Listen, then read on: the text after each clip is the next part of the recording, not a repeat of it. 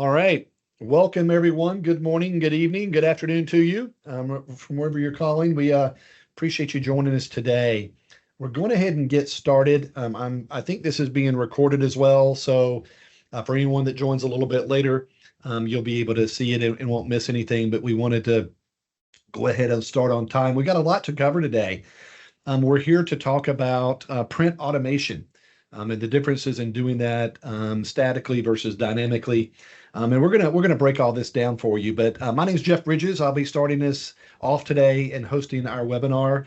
I'll get into introductions in just a moment. But I wanted to start by just kind of mentioning I've been a part of or have done dozens and dozens of webinars in this space over the years. And this one threw me a little bit as we started trying to come up with a title and some of the bullets on what all these things mean. And I've learned a lot about the subject just preparing for this as it relates to what is print automation. I mean, hell, what is print? And what does it mean to do that statically and dynamically? So we're going to dive into some of that today. I certainly don't want to make this too elementary, but we wanted to really cover some of the foundations and dig into not only the what, but the why. So we'll talk about more of that as we go, but let's start with some introductions. I'd like to introduce everyone to a colleague and good friend of mine, Peter Flory from In Between. Peter, tell us a little bit about yourself and some background, if you will. Hi, everybody. Yes, thank you, Jeff. My name is Peter Flory. I'm Director of Sales at In Between, and I really talk to a lot of customers and prospects in the US, Canada, Europe, Germany, obviously. We'll talk a little bit more about In Between, which is a German company. Yes, and what we really do, we provide customers with solutions for leveraging their product data to automatically produce catalogs, data sheets, price lists, and so on. And really the business benefit of our solutions is that you gain far more efficiency, much higher quality with your collaterals. You save time and cost at large scale. And we work for customers globally, and we will show you a few examples later on. Thank you, Peter. And again, just to keep it super simple, right? In Between is a software package, and Intara is who I work for. And Intara is a systems integrator. So we work in the PIM and DAM space, and we'll talk a little bit more about a few more acronyms that take these different technologies like In Between and other PIM and DAM software, and even into the e-com space, and we tie them all together. So as systems integrators, we look at tools like this as a part of a tool in a toolbox to solve problems for our customers. We like Peter, we've been around a long time. The In Between started 20 years ago. I don't know the exact date, but it's been within the last couple of weeks.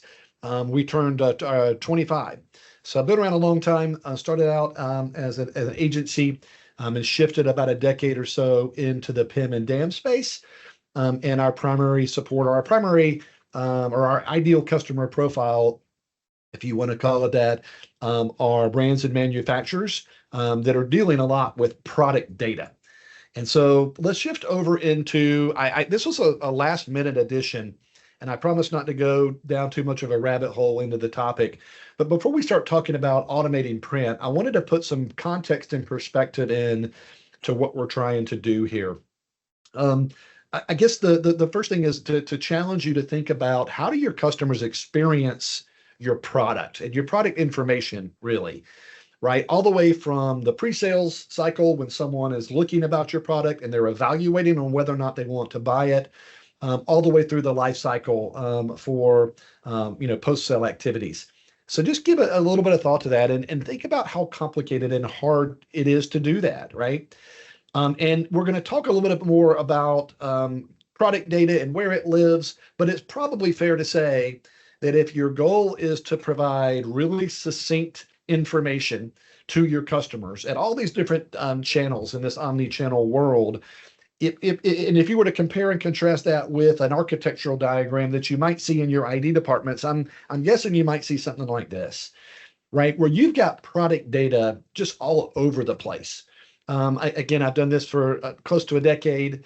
in dozens and dozens of engagements, and most of the time, we run into clients and they've got an architecture diagram that looks something like this.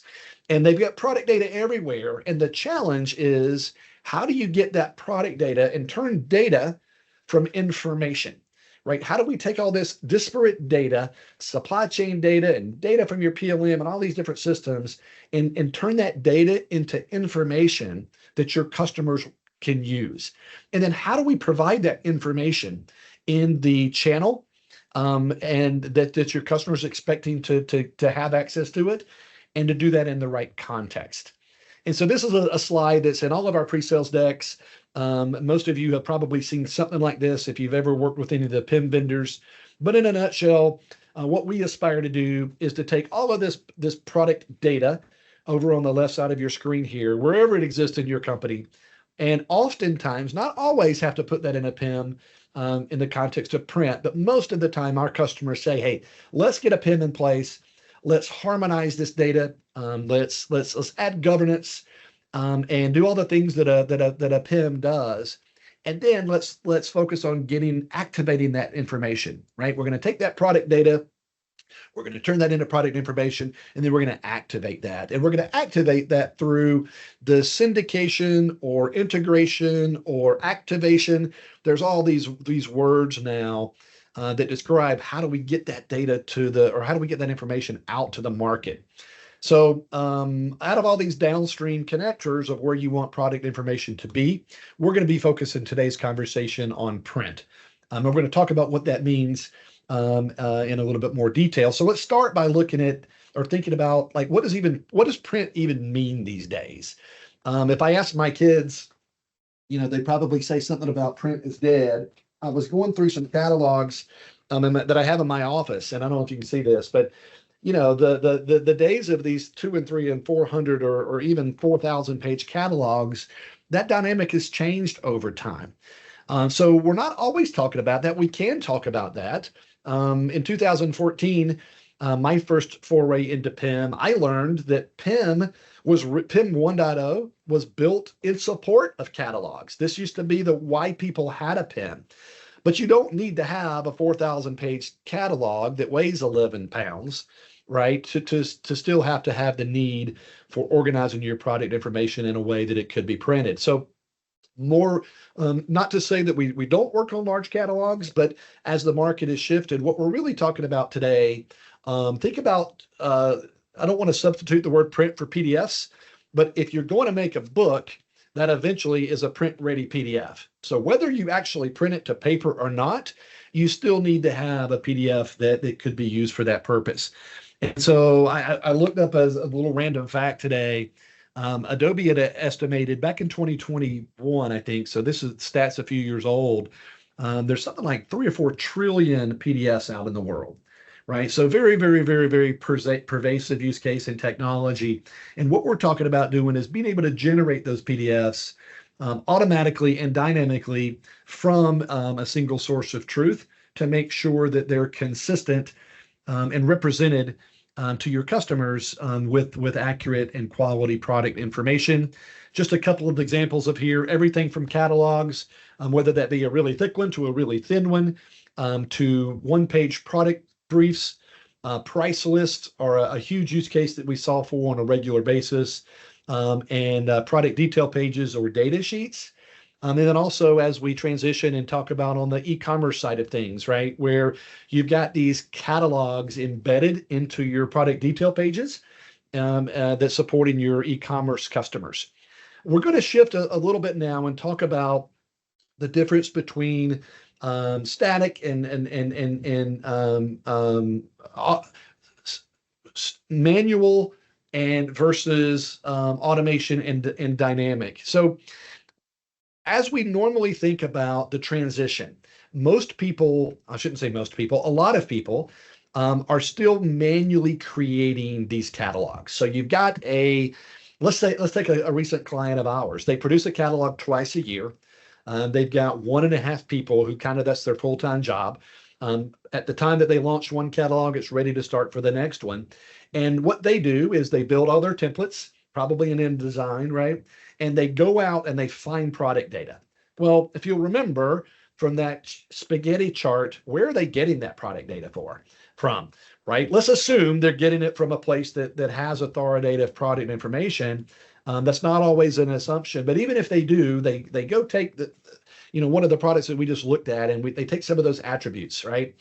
And they put in the weight, the color, and how it's used, and the lumens, and all the performance attributes, and they add those to a catalog.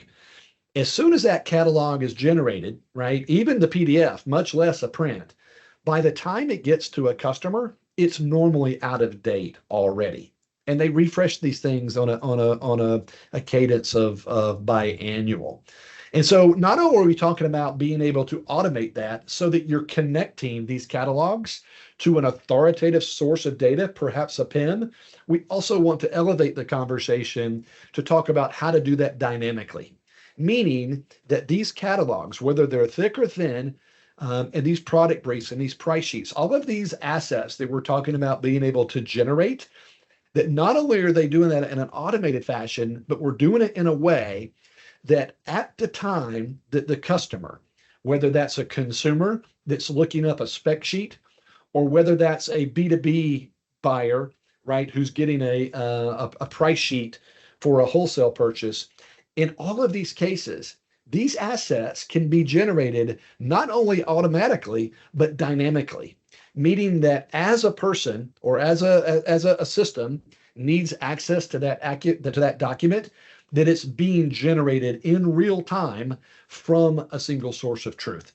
So that's just a level set a little bit about automated versus dynamic.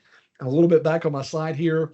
And as we transition over to Peter, we are going to get into a demo and show you some hands-on examples of how these things are being created, and what that might look like within the in-between tool. We want to talk a little bit first about why would you want to automate something, and talk about the status of the print channel in general. As we mentioned earlier, it takes a lot of effort to generate these assets, catalogs and price sheets, et cetera. It takes too long, it costs too much, and there's often not a real strategic point of view in doing so. It's an operational thing. A lot of times it's been, they're done the ways that they've always been done before. And we see a huge potential here, a potential to save time, to save money, to improve the time it takes to get these things out there. Again, when you start to talk about dynamically generating these things, it's literally you push a button, in a fully automated manner, these assets can be created. And so we're going to talk again more about what that looks like. A little bit repetitive here, but we'll kind of summarize that you've got all this content, you've got all this product data. We want to create these processes in place, right, through product pages and layouts and templates and tables of contexts, right? We're able to produce these publications, and those couple publications can mean anything from a thick catalog to a thin catalog to something in between. So with that, I'm going to just lastly talk about the kind of the architecture here. I mentioned earlier, you don't have to have a PIM in order to automate print, but oftentimes you do. So the idea here is that we would seamlessly connect your PIM or your data sources where your single source of truth of your product data is, and we would create a real-time connection between that PIM or between those data sources and in between, and then use that to generate all of these assets on demand. This next slide gets a little bit tricky, and I'm glad Peter's here to explain it. As we talk about when you go to automate product data, there's all these different there's nuances of what that means. And Peter will talk more about this, and we'll talk about it from the context of fully automated publications and partially automated. And in a nutshell, fully automated means that you go to create a new catalog, or generate a catalog, and you push a button, and there is no opportunity to see it in like in a preview mode. There's no opportunity to go in and maybe tweak something. It's literally fully automated, 100% autonomous. You push a button and that publication is generated. And then you've got more what we'll call partially automated publications, right? Which are tailored maybe for more creative control, where you'll almost automate it, but you still have an opportunity for a designer or for someone to come in and to make some tweaks or make some small edits before that publication gets put out to the masses. So we're going to transition now to Mr. Flory, who can talk about this at a lot greater depth. And so with that, Peter, go ahead and take it over. Yes, thank you, Jeff. Yes, as Jeff rightly said, a fully automated publishing basically means we produce straight to PDF, which obviously is great because it's highly efficient. There is no manual effort required at production time. And we not only do this on the push of a buttons, we can do this unattended. So we offer production of data sheets, price lists, or catalogs with a whole number of technologies.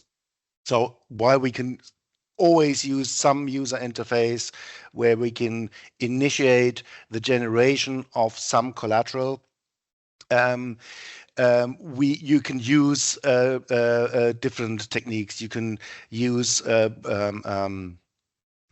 fully automated production at a predetermined time. So your data sheets might be produced at 2 o'clock in the morning.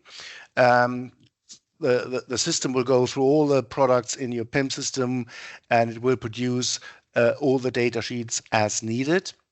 But we can do this on demand as well, which means we can produce a data sheet, for instance, on the fly whenever it's actually needed by the end user. We can do this on event.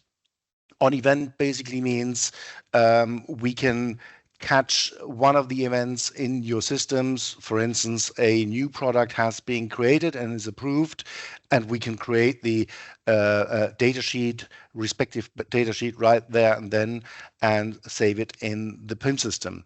We can also do this API based. So for integrators, they can use APIs to push data to our system and initiate the generation of the PDFs, be it data sheets or catalogs. Obviously, fully automated publishing is really good if you work in high volume, if you produce for many languages, for different product ranges, for different brands. But many times you don't want to just produce and get a PDF. Many times you want to have a view of what the machine has produced. And there are a couple of ways where we can provide you with user interfaces. The user interface we're seeing here, the publication wizard, is basically a whiteboarding tool. And it covers, on one hand, the use case where the machine produces a catalog.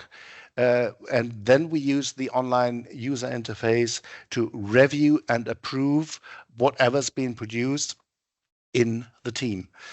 So if you just go back for one moment, sorry, in this user interface, product managers, marketing managers, and so on, they can all access the catalog that has been produced automatically in this user interface.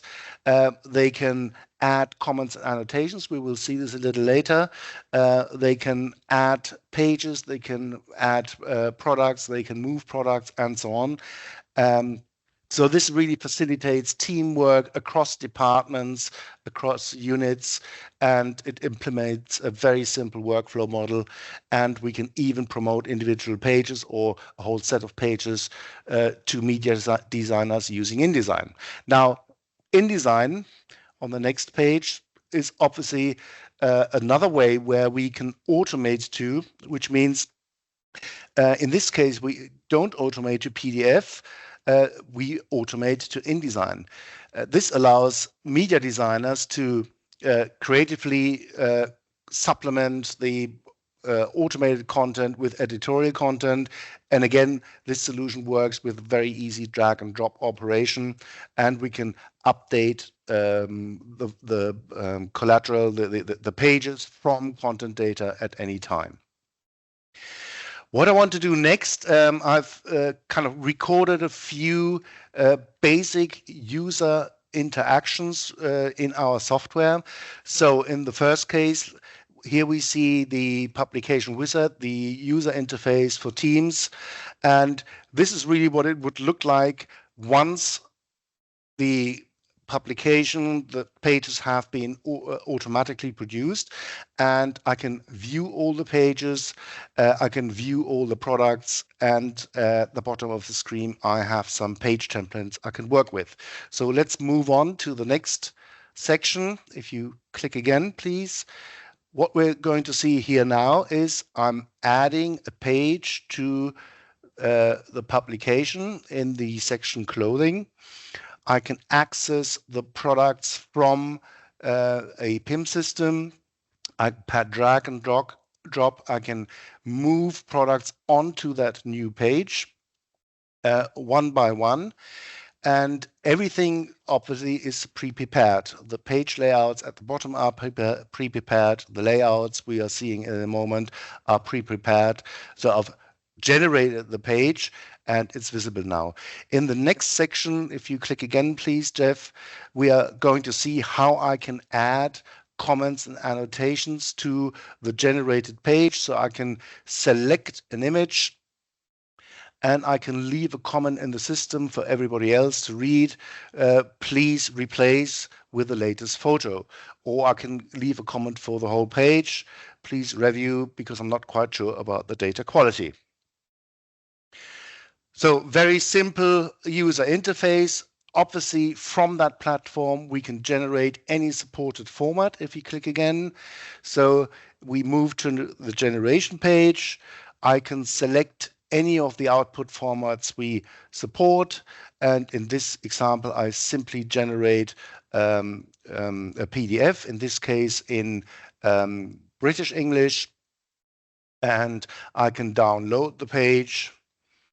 And as we will see at the in a moment, the PDF has been produced, and I can see my publication as it would look like in PDF. Now, what we can also do, if you click again, we can change the status of any page to finished, for instance. We can leave a comment. And now the media designer can open the same page in InDesign. And I'm showing how this works. I select the page. We can see the comment I left for the page. And I open that page. And it's created in InDesign.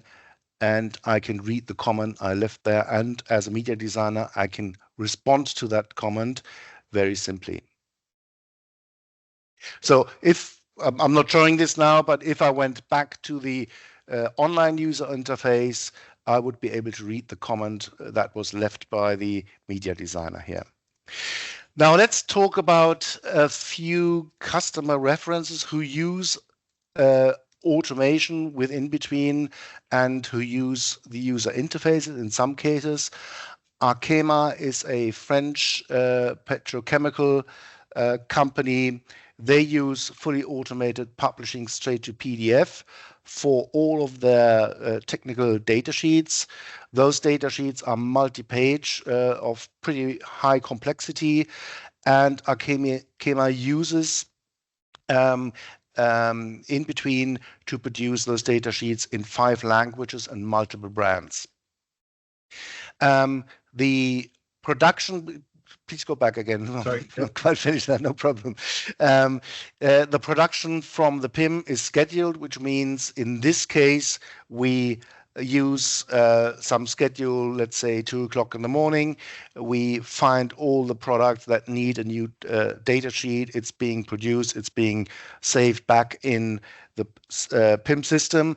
And in fact, business benefits of this approach for Arkema has been huge.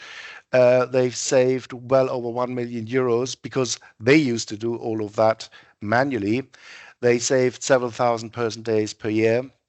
And obviously, the process of getting those data sheets ready and updated and to the market is much, much quicker. It's a matter of a few minutes before data sheets for a new product or a changed product are available. So now let's move to the next one.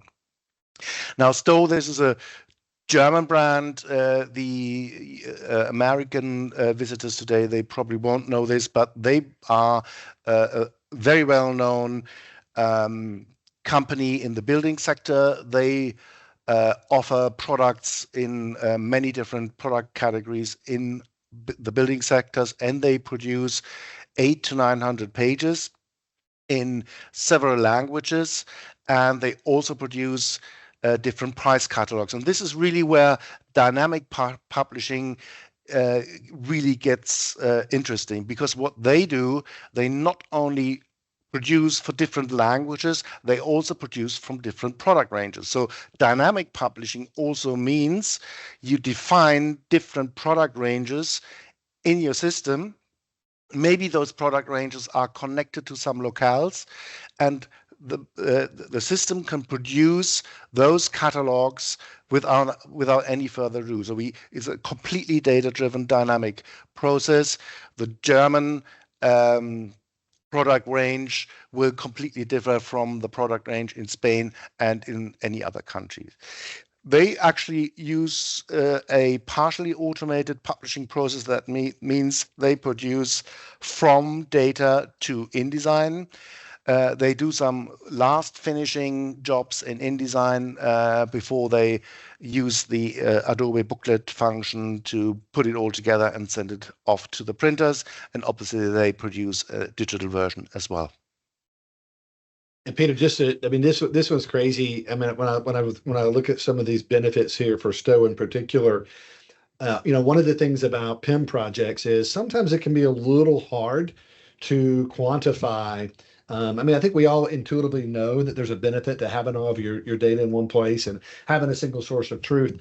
But when you're talking about automating some of these things, the benefits of these things can be substantial. So in this case, you're going from months to hours. Pretty significant. Absolutely. So if we move to the next and last customer reference for today, this is Port West.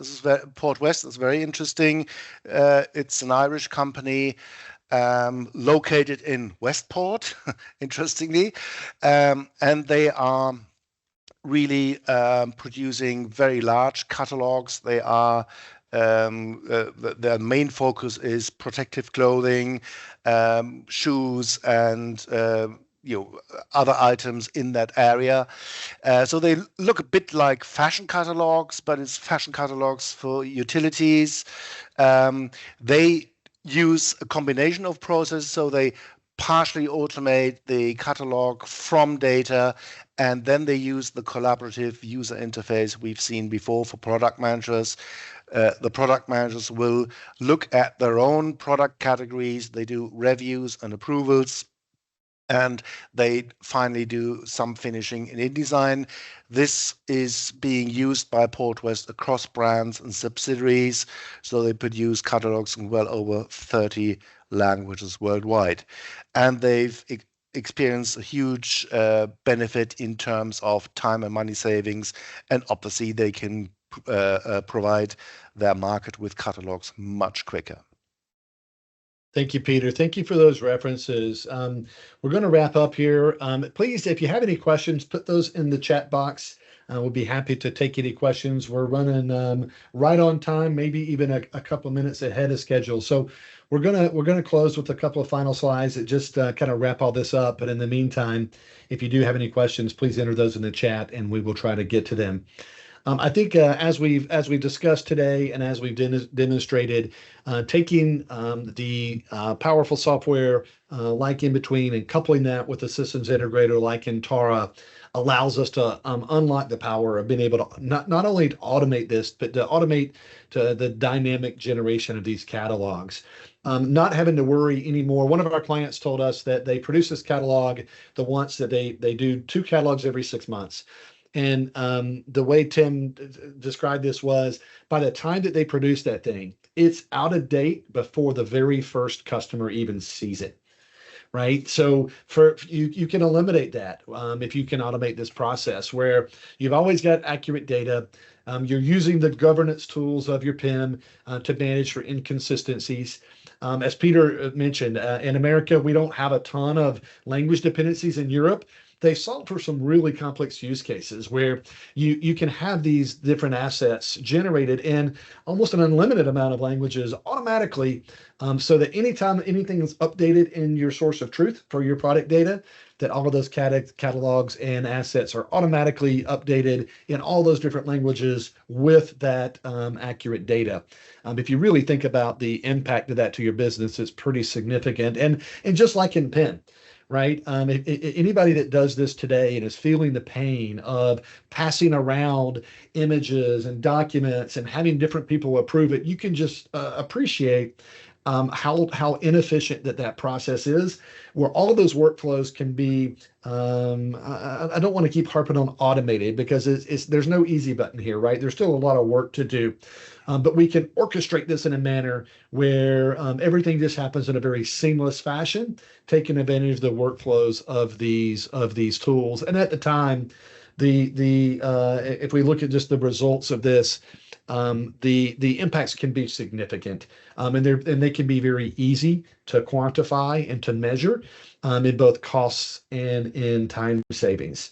So I was going to put up a last thing here. I do want to reiterate, I've talked a lot about a PIM and connecting your PIM to in-between.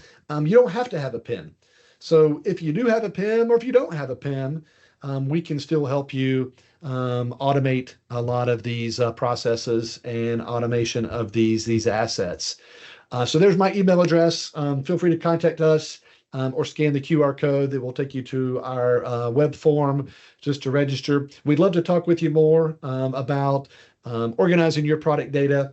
But again, if I go back to, I introduced it and probably didn't spend maybe enough time on the idea of product experience management. It's this idea of you've probably invested in a pen, maybe not, but you already know that you need to have all this product data in a pen. A mentor of mine in this business used to always harp on and kind of teach about how we measure data quality, right? How do you know you've got good quality about your product data? And at the time, it all made sense, right? It was completeness and accuracy were the two axes that you looked at. But I think what might have been missing, looking back at this, is context, right? And context meaning not only is it accurate and is it complete, but am I delivering it to the right channel in the right format? Is and I won't get into the myth of a single source of truth, but every channel, every catalog, every marketplace, every e-com site, every physical packaging, every downstream channel needs to consider context. So again, whether you have a PIM or not, we'd be happy to help. And that concludes our presentation. I can't see the screen, guys. Do we have any questions that have come up? Yes, there is a question. There is the question, is it possible to handle custom fonts when going for full automation, in brackets straight from PIM to PDF? Yes, of course, it's possible to handle custom fonts. We use any font. We have integrated font or typeface manager, and you can use your own fonts, your CI-based fonts, or whatever you want. Cool. And obviously, obviously you can define different fonts for different parts of product layout. So you might have, large font for headings, smaller fonts for details, so that you have full control of what the product layouts will look like. And we provide you with the tools to do all the templating. So you could do all that yourself. Obviously, Antara is happy to help you set this all up and do training and so on. But there is full flexibility on all layout aspects. I've got a question. To kind of close this out here, Peter. Maybe as we talked about fully automated and partially automated, and I get hung up on that sometimes. Some of the examples that we've used have been like price sheets, and in a price sheet, it's like a table. And that typically doesn't change very much, probably, right? And you might have it change somewhat by category, but I'm kind of using an example like that and contrasting that with maybe something that has lifestyle images, a more creative type of approach. Can you maybe just comment briefly on the support for both of those and maybe how compare and contrast the difference between a static document that might just be nothing but tables of spec sheets contrasted with something that might be more creative? Yes, of course. Price lists are a typical sample where we would recommend using a fully automated approach from data to PDF. But then again, price lists, even though the structure of a price list doesn't change a whole lot, what does change are the prices. Not only do prices change by themselves, but for a lot of customers, we build a system of producing price lists for different retailers, and those different retailers might have actually different prices. Yep. So pricing gets very complicated, as you know, and using a data-driven approach where we combine data source like a PIM with another data source such as an ERP system, which might provide the price data. We put those two sources together, we generate the pages, and they might have different pricings for different retailers, printed or on PDF. So if I log in, so let's say I'm a B2B buyer, right? I mean, just to be sure that the audience is clear, I go into a partner portal or log into a then I go to download a price sheet. That price sheet can be generated in real time for me as a customer based on my pricing terms. Absolutely. Right. Yes, very cool. Absolutely. Now, if we're talking creative publications, obviously, there are different ways to deal with that.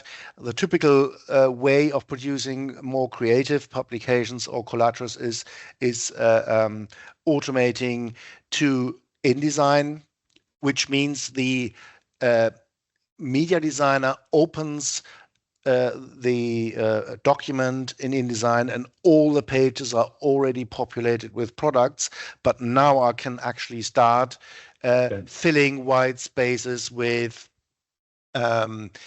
creative content that's not being generated from your systems. So an image you upload from your hard disk, some text you write right there.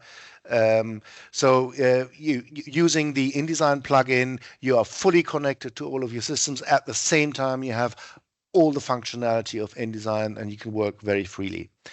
At the same time, you can still update from your content systems without disturbing any of the other content you might have added to the page.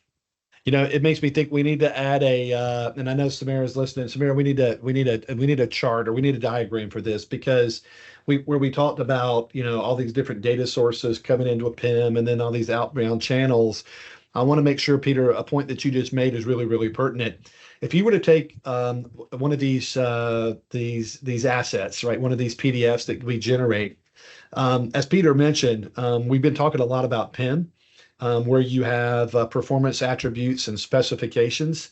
But you also have, as Peter mentioned, connecting that to your ERP for pricing. It might connect to a CRM for some sort of a segmentation analysis or even a CDP for custom or for personalization. But also a lot of those images oftentimes live within a DAM. And so again, all of these systems, you can maintain these discrete assets in their single source of truth where they live, and then assemble them in the publication in real time at the point of not the point of purchase, whatever the word is for when they're needed, how they're needed, where they're needed, and who they're needed, which is just a bit of a game changer. So. I don't think. Let's see here. I don't think I see any other questions. I was able to see that window. Okay. Well, that concludes our meeting today. Peter, thank you very much for your time, not only this morning, but in the preparation for this. Always cool to see you and see you demonstrate the software. And again, please don't hesitate to reach out to us, folks, if we can help. We'd love to have a dialogue with you about how to take that product data that you've got in your organization, turn that into product information that can be distributed out to the channels where your customers really want to see it. And save yourself a lot of time and money in doing so. So that concludes our meeting today. And we appreciate everyone joining us and thank you for your time. Okay. Thank you very much, everybody.